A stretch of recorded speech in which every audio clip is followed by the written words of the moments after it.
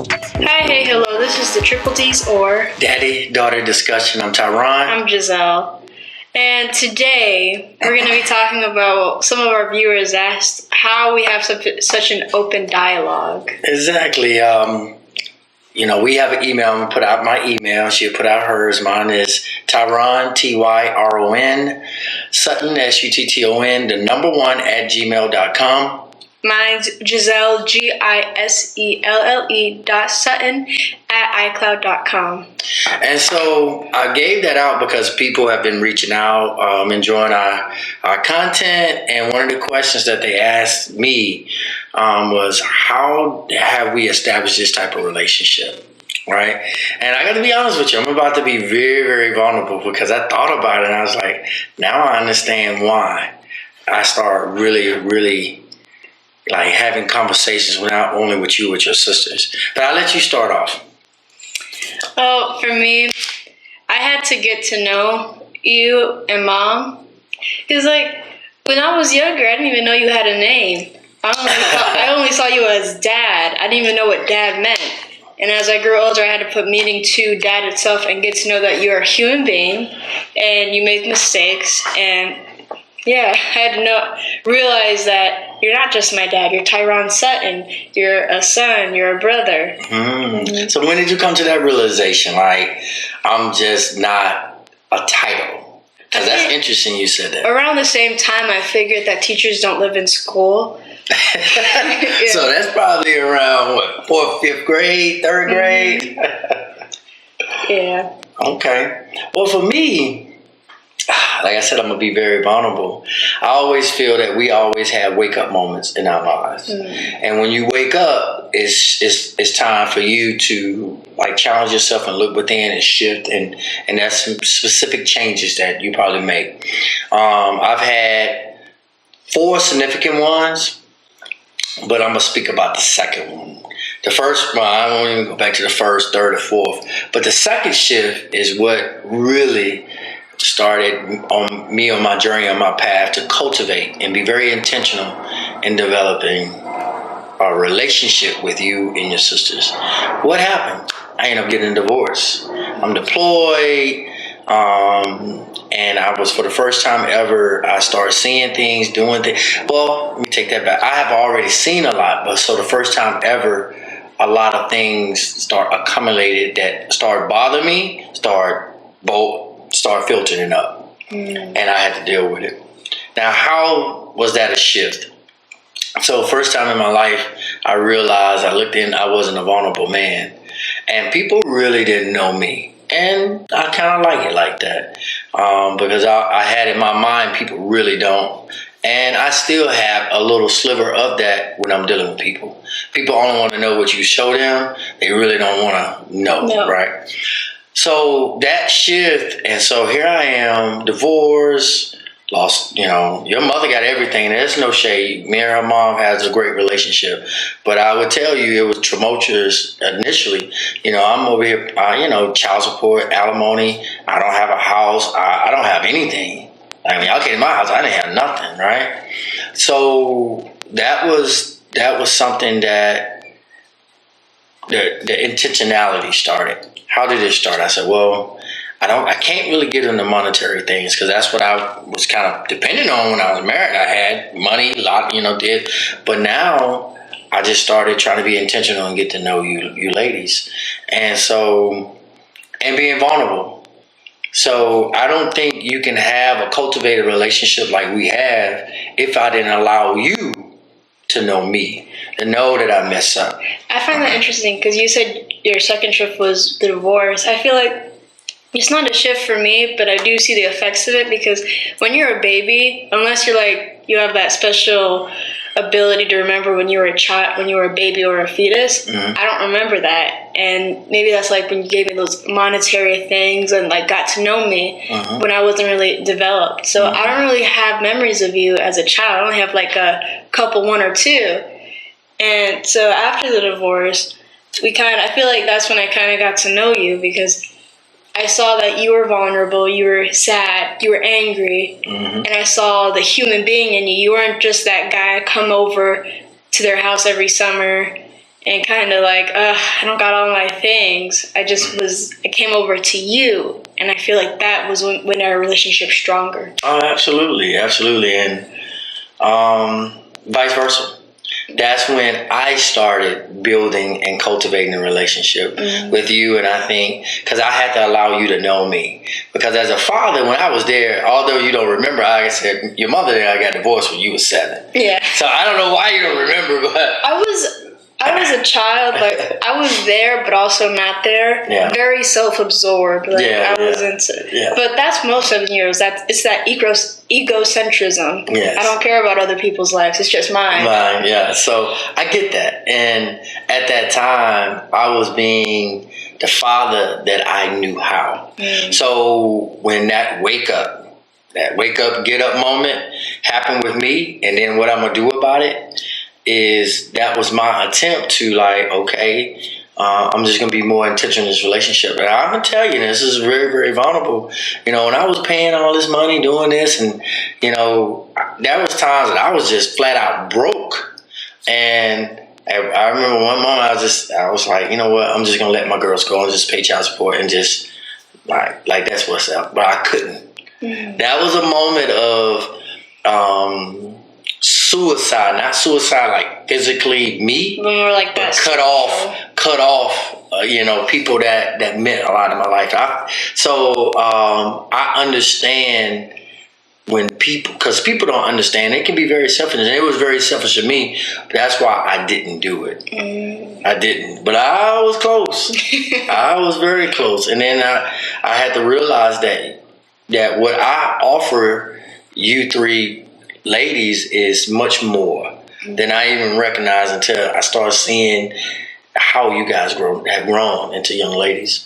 So, from what you just said, I would say that you understood what it meant to be a father. It's like, even when you want to give up or like draw back, you're like, no, it's not just me anymore. And I feel like when you're a kid, you just call someone a mom or dad without knowing the meaning, like I said earlier. And a parent has to earn that name. Like, so when a kid calls you by your first name, it's intentional. You didn't earn it. But I call you dad, father, papa, and you've earned all those names. So I want to thank you for not committing that social suicide with us. Yeah, absolutely. But that was a low moment in my life. Like, that was very, very low. But and I'm bold enough to, like, I'm putting these out on airs, but you guys have, I've been very vulnerable with you ladies, and that's changed how I even look at relationships, because cultivating the relationship we have, you can transfer that to cultivating other relationships. Of course. Whether that's once you start dating or I start dating, or I don't like to use that word friend loosely because I look at friendship different than some people. But also with cultivating that relationship, I have to realize that everything, how you are, like, when you come here, you might like my presence, but you might not want to talk to me and your sisters. You might just want to be on your blanket. I should be able to respect that. That's cultivating and respecting you. I can't force you to do things that might make me feel good because I want to do it. It's like that. Well, with most relationships, that give and take, you gotta be willing to compromise, but also set your firm boundaries. Exactly. And then even within compromising, you shouldn't not compromise to the point that it's not you losing who you are. And at that point, when I made that decision to, like, that wake up, get up and just move moment, that when I started moving, and matter of fact, that wake up, get up, that's not my little saying. I got that from her name is Dr. Robin. I know it was Dr. Robin something. I can't figure out her name, so I want to contribute that to her. Now, the get up, to move something, that's something that I just thought about. And I just want to give honor to the people that get honor too. But that absolutely helps how you see your relationship, whether it's, so for my friends that are listening and just other people that have asked this question, that's why we're doing this particular podcast, because I think it's value in people understanding that to cultivate a relationship like this, you have to dig within. Mm-hmm. Yeah. Oh, I want to go back to what you said, like a relationship with the parent. Mm-hmm. It sets the groundwork for other relationships. Mm-hmm. Like if you have your daddy issues. A lot of people, they say you have daddy issues, and that plays into how they interact with other people. The men, Mm-hmm. And then mommy issues. I don't really understand like those issues. Well, I give you a perfect example. So how old was I when I left home? So young. Yeah, I was from my age or Bella's. I was about right before Bella, about 15, right? So I didn't. My mother was, like you said, she was there, like how I was. But when I left, like in your formative years, I didn't have that. So I kind of did my own thing. So how can that impact in relationships? I would not be vulnerable with a woman. That was only so far I would allow a woman, right? And you couldn't just try to get me over with, if I felt like you was trying to be a mother, like, I don't need that. No, that's not something that's appeasing to me. So one of the things that really made me shift, and that wasn't a wake-up shifting moment, that was a self-awareness moment. I was in Atlanta, and I was a commander there, and my boss, she first female I've ever worked for or under, right? And amazing boss, but she was very hands-on. She was a nurse, so she's like your mom, so she had that motherly thing, right? And you weren't used to it. I wasn't used to it, and I didn't like it. You just tell me what you need to do, and I go execute. Don't come and I don't need you to rub my back, rub my head, and ask me if I was okay. So, but that wasn't her thing. That was something I had to be self-aware with. So when I say mother issues, that can be a fake, because it can permeate through a lot. Even daddy issues, even in a positive way. What do I mean? And then I'll let you talk about it. I have shown you guys things that you can have expectations of a man based on what I have done, and that can mess up a relationship too. So it can distort your reality and how you see things. Yeah, because I see this is more like a more shallow take on that, but I see the way you dress, and then I go to school and I see the way the boys dress, and I'm like, I'm sorry, you're not as stylish as my dad, and I expect more style than sweatpants. But then it's the style of now, and plus we're in school, who's going to dress fancy? Yeah. So and you know what? That's not shallow. That is a perfect example. Because aesthetics, like we kind of diving into like a relationship. You having a boyfriend. Aesthetics, let's be honest. God or Allah, you see somebody like, he has the most amazing heart. He's humble. Oh my God. You don't know that until you really interact. So the first thing initially, you're going to probably go those looks. So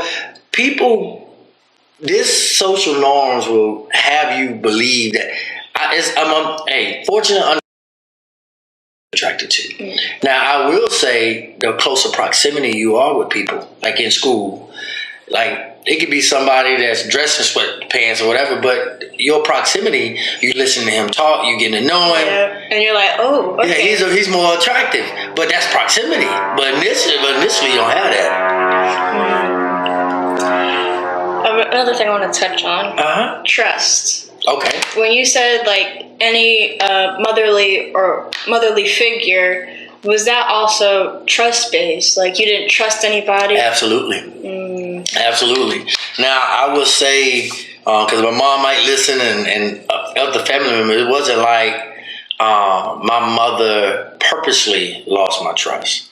It was expectations or things that I don't know, that I just, as I got older, I felt like I didn't get. So I just it just kind of filtered into my relationships. Like, I told you girls was the first woman that I was vulnerable with. That's one of the biggest reasons that me and your mother divorced. I was going through some things, and for the first time ever, I felt vulnerable. And when you can't trust the woman you with, that's to bound. Give yourself to, that's bound for failure. Yeah, so it wasn't your mother. It was It might have been some, but that was the combination of, the initiation. And if your mom, she really didn't understand it, and she might understand it now as she's older, but that's one of the biggest things. To go back to when you were a child, and that trust was lost, and to get back to the topic,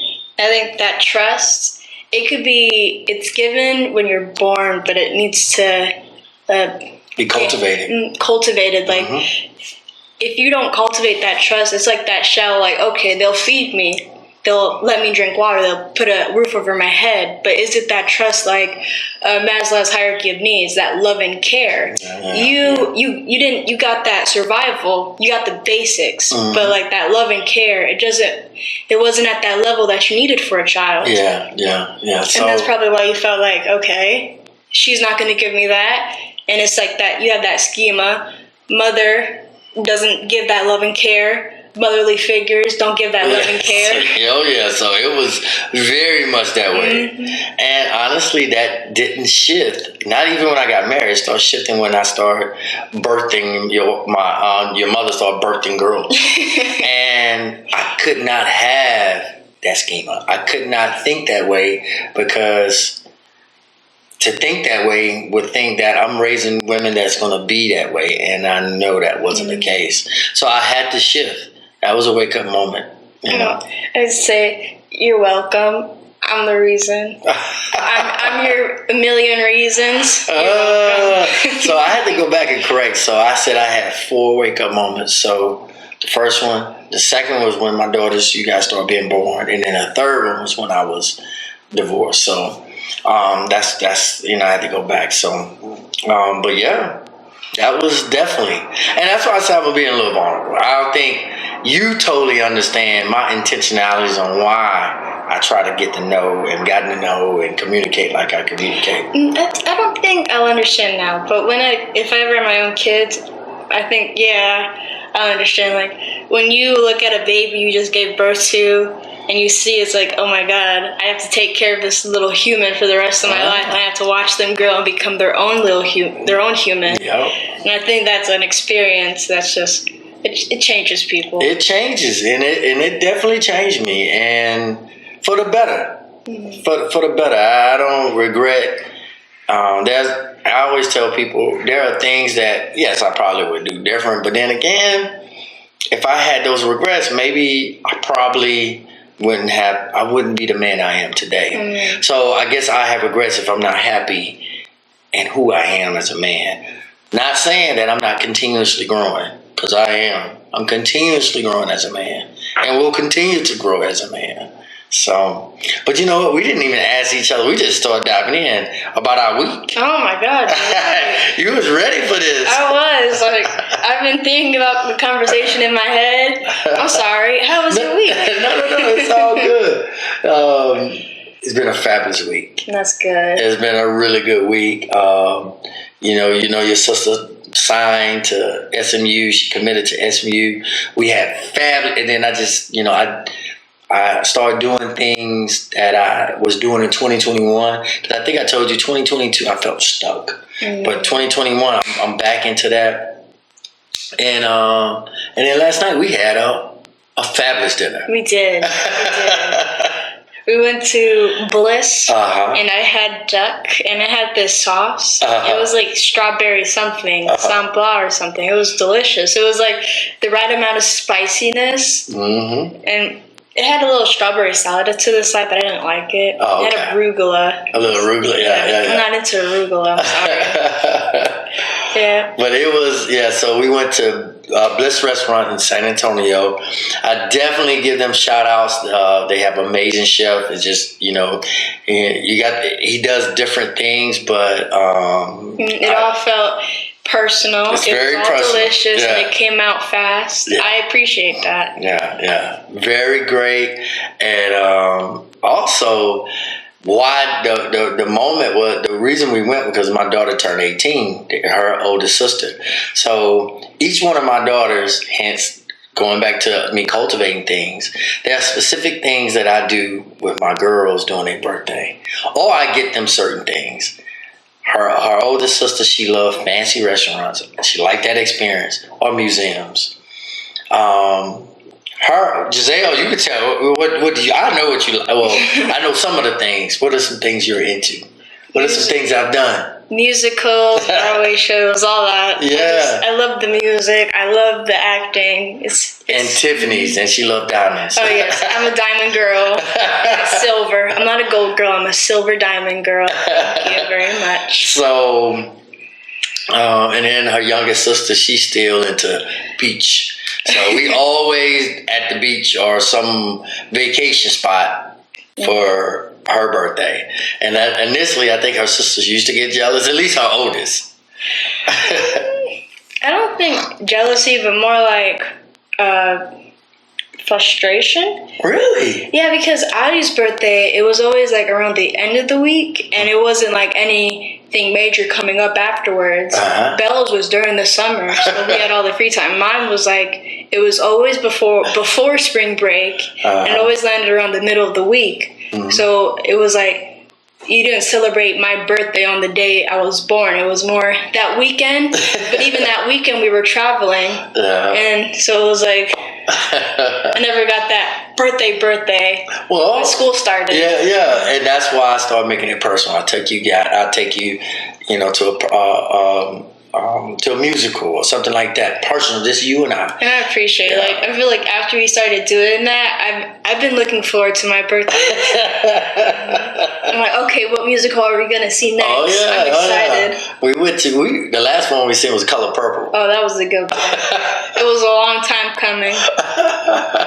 Yes, because I had bought tickets. We were supposed to fly to St. Louis. And then COVID happened. And then, they kept backdating the plays, and last year was the first time they kind of really... Finally, we get to finally see it after 2019. So, yeah, but this has been a wonderful discussion, a conversation, and I hope during this conversation you understand why I cultivate it, or why I continue to cultivate our relationship, because doing that helps me be a better person dealing with other people. To be real with you, because if it's selfish or not, if you don't use or apply things that you see help you in your personal life, and you can't reciprocate it or replicate it or repeat it outside of that, you might want to check what you're doing and why you're doing it if it's not working. I've always said, it's like, you could change all you want, but when you are exposed to a trigger, that how you react is gonna be the tell if you've actually changed. Oh yeah, absolutely. It's like, you could change in a safe environment, but when you're put in that situation, what's gonna happen? Are you gonna pull back? Are you gonna do this? What you gonna do? Well, with that being said, this has been our shortest, but that's fine. This was just. We probably should have did this at the beginning to allow people to know why we initiated this and started, and how we even started building this relationship. But hey, there's no timeline. Yeah, we just did it when we felt like it. Absolutely. So with that being said, this is the Triple D's or Daddy-Daughter Discussion.